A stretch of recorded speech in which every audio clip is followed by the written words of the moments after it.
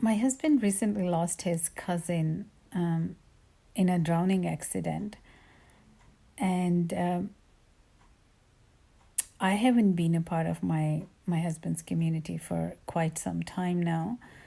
I had experienced some trauma when I was pregnant with my second son, and I stopped being a part of this community. And as it is with trauma, a lot of the time we shut down, or we might decide to create something else or a different community. And unless something big happens, we don't know that there has been grief underneath. And when I went back to this community, I realized that I have missed so many components of this community. And at the time when I experienced trauma, I didn't realize that I I was shutting down parts of myself because the trauma was really big for me to take care of myself. And it also made sense why I have created a community piece in the feminine business model, because we live in relationship with other people.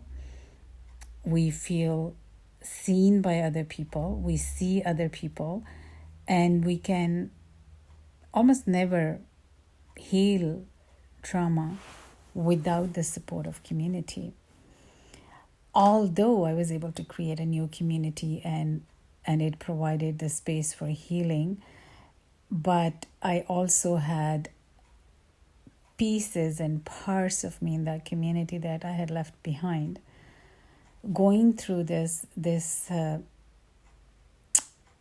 reunion with the community, I'm just looking at all the different things that I do need to bring into my life moving forward. And the reason I'm sharing all of this in this business video, business setting, is because I think that personal and business are very connected.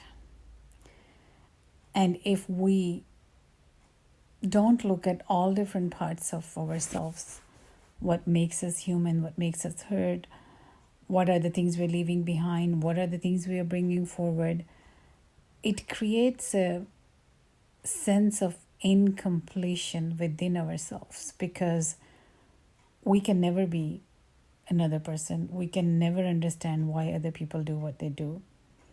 But the only place where we have control is within our own psychic.